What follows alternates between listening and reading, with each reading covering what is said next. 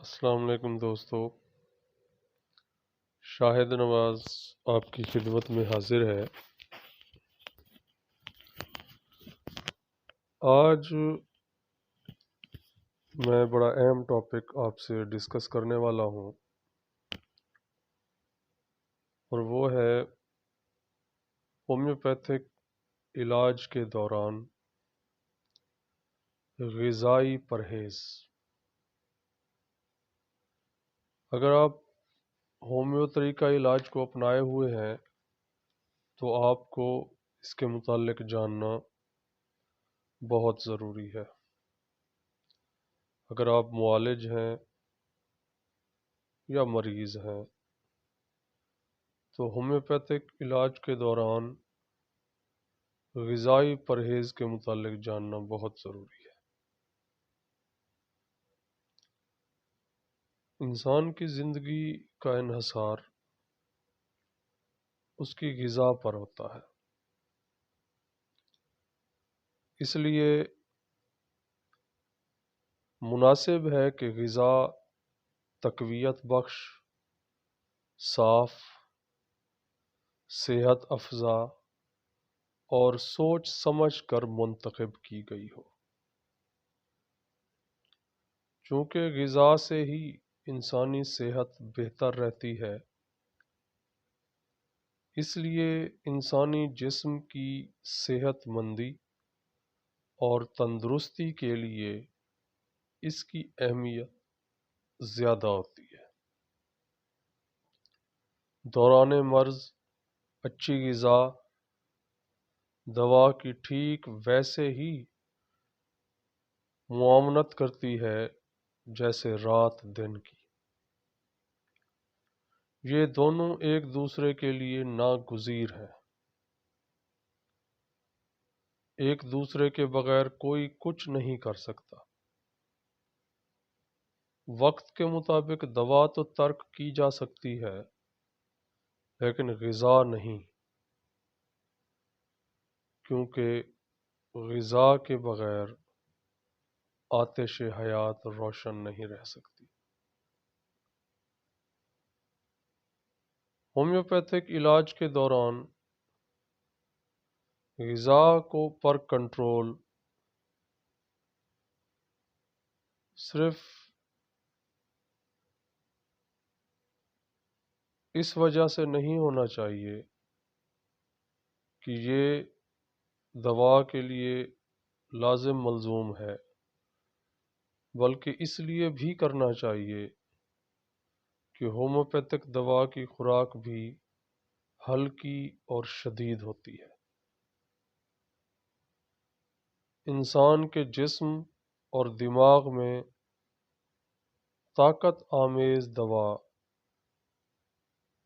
از سر نو شفا یابی، اپنی شدت اور ہلکے پن کی نسبت سے مرض کا مقابلہ کرنے کا رد عمل پیدا کر کے اپنا اثر دکھاتی ہے۔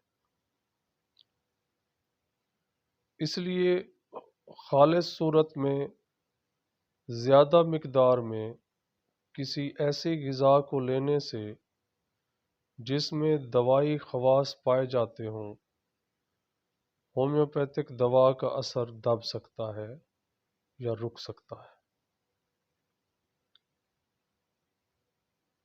ڈاکٹر ہنیمن صاحب نے غذا کے ایک حصے کے طور پر دوائی اثر کی حامل اشیاء لینے پر ہومیوپیتھک دوا کے اثر اور اس کے ختم ہونے کا ذکر انتہائی شعری انداز میں اس طرح کیا ہے۔ ہنیمن صاحب فرماتے ہیں، آدھی رات کے وقت دور سے سنائی دیتی بانسری کی مدھر آواز ایک نرم و نازک دل کو مسرت کے احساس سے شرابور کر دیتی ہے اور اسے ازلی روحانی مسرت کے بحر بے کراں میں غرق کر دیتی ہے۔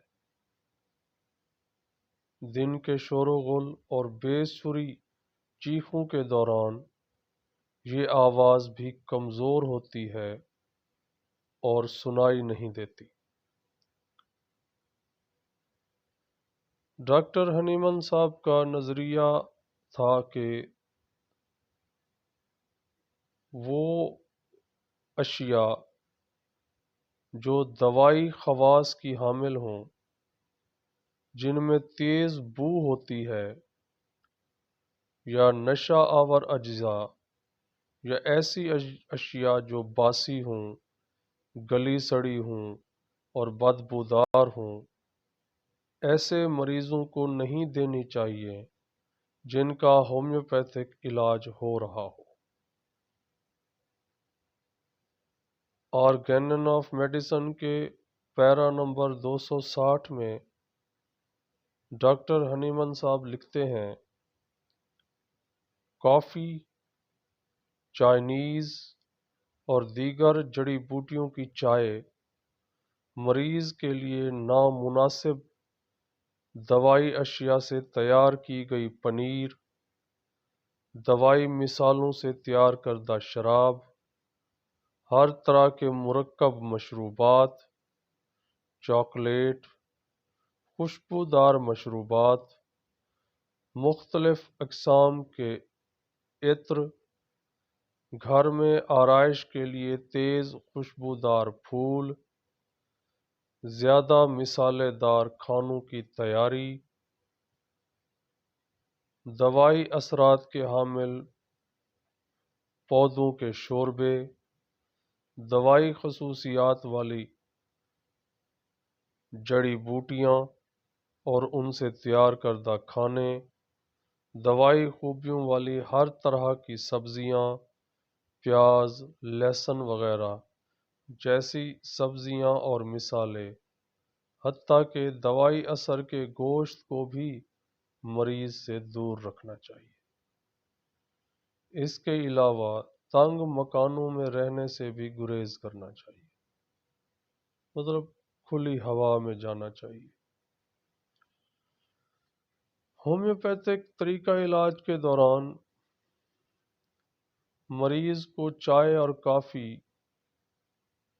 ترک کر دینی چاہیے، خاص طور پر کافی بالکل ترک کر دینے کے مشورے ہمیشہ زیر بحث رہے ہیں۔ ڈاکٹر ہنیمنزا کا نظریہ تھا کہ ان دونوں مشروبات میں دوائی خوبیاں پائی جاتی ہیں، مثلا کیفین پائی جاتی ہے، اور کیفین دوائی کے اثرات کو ختم کر دیتی ہے۔ لیکن موجودہ سماجی زندگی میں چائے کو بالکل ترک کر دینا ممکن نہیں، تو مشکل ضرور ہے، لیکن ایک بات ممکن ہو سکتی ہے کہ دوا لینے کے اوقات میں یا دوا لینے سے آدھا گھنٹہ پہلے یا بعد میں ان سے پرہیز کر لیا جائے۔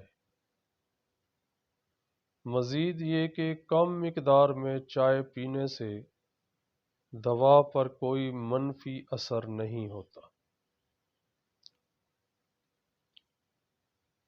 غذا کے معاملے میں جب آپ معدے میں بہت زیادہ خوراک ٹھونس لیتے ہیں تو یہ خیال رہے کہ یہ آپ کے جسم کو غذا نہیں پہنچتی، بلکہ اپنے جسم کے ساتھ زیادتی کر رہے ہیں۔ معدے کے تمام امراض و تکالیف ایسی چیزیں کھانے پینے کے بعد آتی ہیں جو کہ نہیں کھانی چاہیے۔ ایک شخص جو کہ چٹ پٹی چیزیں کھانے کا عادی ہو اور اس کے بعد اسے بد ہضمی کی شکایت ہو جاتی ہو، تو جب تک وہ ان چیزوں کو کھانا نہیں چھوڑے گا اس وقت تک یہ تکلیف اس کے ساتھ رہے گی۔ اسی طرح جب ایک انسان کافی پینے کا عادی ہو اور اس کافی کے بعد اس کی تکالیف میں اضافہ ہوتا ہے تو جب تک وہ اس کافی کے چنگل سے نہیں نکلے گا کوئی دوا اس پر کارگر ثابت نہیں ہو سکتی۔ یاد رکھیں کہ ایسی کوئی دوا ایجاد نہیں ہوئی جو کہ آپ اپنے جسم کو سزا دینے کے بعد کھائیں تو آپ کو اپنا جسم پہلے کی طرح واپس مل جائے۔ کھانے کے معاملے میں یاد رکھیں کہ جب ایک شخص کھانے پینے کے معاملے میں جلد بازی کا مظاہرہ کرتا ہے اور جلدی جلدی نوالے ٹھونستا ہے اور نوالوں کو باقاعدہ چباتا نہیں ہے تو وہ اپنے معدے پر صرف بوجھ لاد رہا ہوتا ہے بجائے اس کے کہ اسے غذائیت بھری غذا پہنچائے وہ اس کے ساتھ ظلم کر رہا ہوتا ہے۔ ایک پرانی کہاوت ہے کہ معدے میں کوئی دانت نہیں ہے اس لیے چبانے کا کام منہ کو کرنے دیں اور معدے کا کام معدے کو کرنے دیں۔ پاخانہ خارج کرنے کے مقررہ وقت کے معاملے میں بھی احتیاط ضروری ہے۔ اس حاجت کو بھی ایسے ہی محسوس کریں جیسے کہ باقی حاجات کا خیال رکھتے ہیں۔ یہ بات یاد رکھیں کہ پاخانہ آنے کے سگنلز کو اگر آپ رد کر دیں گے تو قبض، بدہضمی، بواسیر، سر درد اور مالی خلیہ جیسے امراض آپ کا مقدر بن جائیں گے۔ آپ کو جو بھی باتیں بتائی گئی ہیں اگر آپ ذہن نشین کر لیں تو یقیناً دوا آپ کے جسم پر خوب اثر کرے گی اور اس کے نتائج بھی دیر پا ہوں گے۔ اگر آپ صحیح خوراک نہیں کھا رہے، کھانے پینے کے صحت مندانہ طریقوں پر مکمل طور پر عمل پیرا نہیں ہیں اور پاخانے کی حاجت کو ٹالنا آپ کا معمول ہے تو یاد رکھیں کہ آپ جو دوا کھائیں گے وہ بھی ان کیفیات کو زندہ رکھے گی بجائے اس کے کہ ان کو ختم کرنے میں آپ کی مددگار ثابت ہو۔ ویڈیو پسند آئی ہو تو لائک کریں، کمنٹ کریں، شیئر کریں، چینل کو سبسکرائب کریں۔ دعا ہے کہ مالک آپ کو صحت والی لمبی زندگی عطا فرمائے۔